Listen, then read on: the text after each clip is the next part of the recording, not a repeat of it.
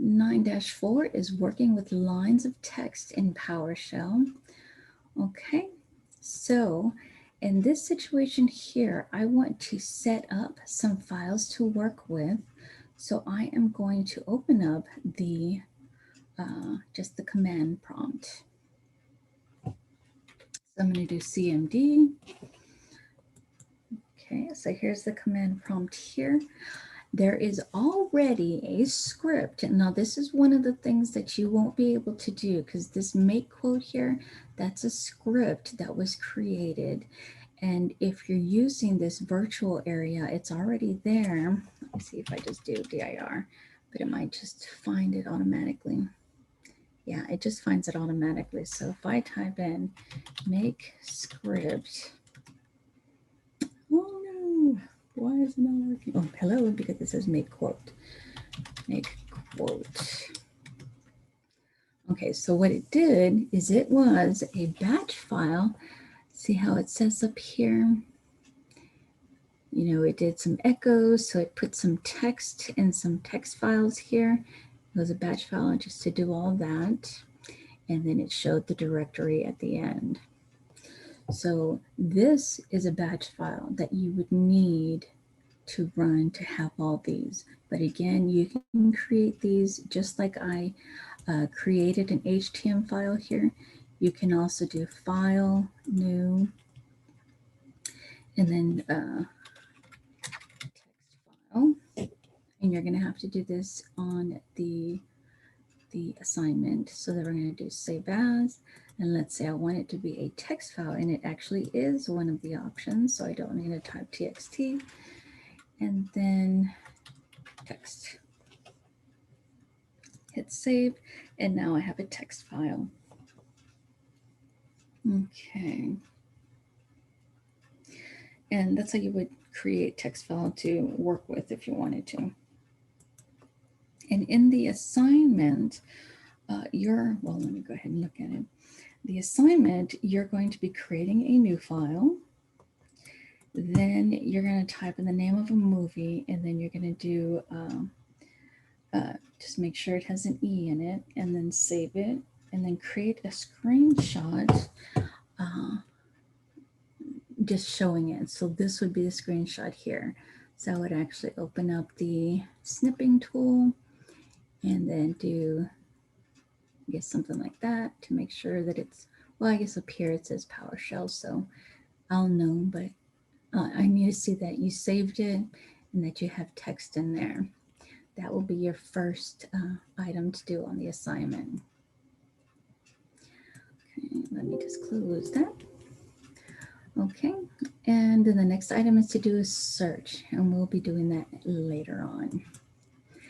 Okay, so here's the text file, and that was the very first one. Okay, so anyway, back to, I ran the make quote script, and now I want to search for PowerShell ISE, but I already opened that here. And basically, you know, search for would be just doing POW, and there it is there.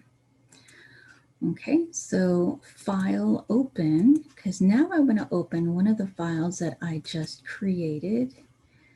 And let me just roll back again and say that you have this script if you downloaded Windows and installed it on your virtual machine. If you did do that, you can actually do exactly all of these activities. If you chose to just do your Windows, your own Windows, you would have to create a file and then do the searches. But on the assignment, I actually tell you to go ahead and create it and put a movie. So you're actually using this file to do the assignment. So it's not completely necessary for you to do the activities, but it is good to practice and just be sure that you're doing stuff like this just to practice. Okay, anyway, back to the assignment. Okay, we did file open, and now we're going to change the file type to text file. So see on the bottom here, just like in Word, there's a save as type option, but in this PowerShell, it's over here and it doesn't say what it's for. But if we were to do text files here, well, there's one file in documents called text, which is what I just saved here. But I want to open the files that were created with that script called make quote. So where is it? Well, if I go to this PC and then go to the E drive, I believe, yeah, there is, it's interesting that the textbook says user 01, but they're not there, but they are in admin 01. So just be sure to know that. And I actually wrote that there. Go to E, user, or admin 01. Okay, so now I'm going to open quote 001. And then, well, it also wants me to open quote 002. So I'm actually going to use this button here. And we have to go back to add. Oh, it's already at admin, so I just need to show the text files. So now we're at quote 002. Okay, and right here, it says use control and then tab to switch tabs. So up here, these are the tabs that I have open. And if you hold down control and press the tab, kind of like earlier I was doing alt tab to go from screen to screen. But if you do control tab, you hold down control and hit tab, you'll actually switch from tabs on the top here. But unfortunately, it won't do it because it actually wants to do it in my browser. So let me show you that in this browser real quick. I'm holding down control and I'm tapping tab. Tap, tap, tap, tap, tap. See how it goes through the tabs? So you can actually do that in PowerShell as well. And I actually use that in my browser sometimes to make things quicker. So that was control tab right here to switch tabs. Okay, I remember at some point earlier in the semester, I tried to do the insert key, but it wasn't working, but it works here in this virtual area. So, you know, if we have the word the or the at the beginning of the line. If I type in the letter Q, it just moves everything over. But if I hit the insert button on the keyboard, which is, it just says INS, it's close to the upper right, could be in a different spot. You might actually have the number pad over here, so it might be within that area. It just depends on your keyboard. But anyway, it just says INS for insert. So I'm going to go ahead and hit the insert. Look at my cursor, the way it just has, you know, a blinking line. If I hit insert, notice how now it's a square. Now if I type in, let's type in the word, the letter Y, notice how it's over typing what's there. And it's possible for you to find that helpful. I actually don't. I never really find the overtype helpful to me.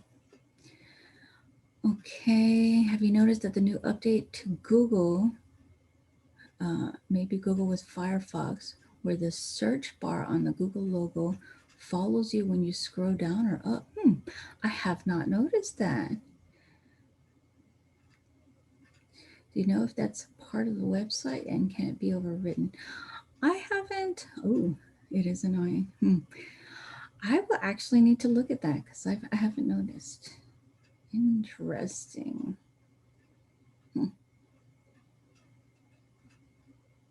Yeah, but yeah, I have seen stuff like that where it just kind of follows you and I'm like, get out of my way. So yeah, let me look at that. And I actually use Chrome, so I hope that's something we can disable.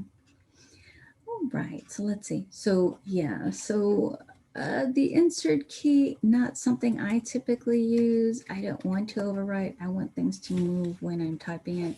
So I'm typically going to have just the cursor showing.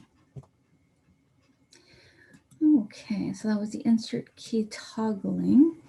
Now let's look at quote. We're actually looking at quote 2. But let me go into quote 1 just because it's clean now. Okay, one thing I mentioned earlier is the control end.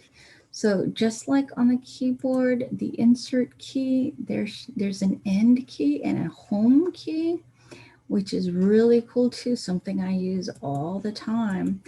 If, like, let's say I'm going to click right in the middle of the sentence. If I just hit end, and I'm not using control, it's just end, it goes to the end of the line.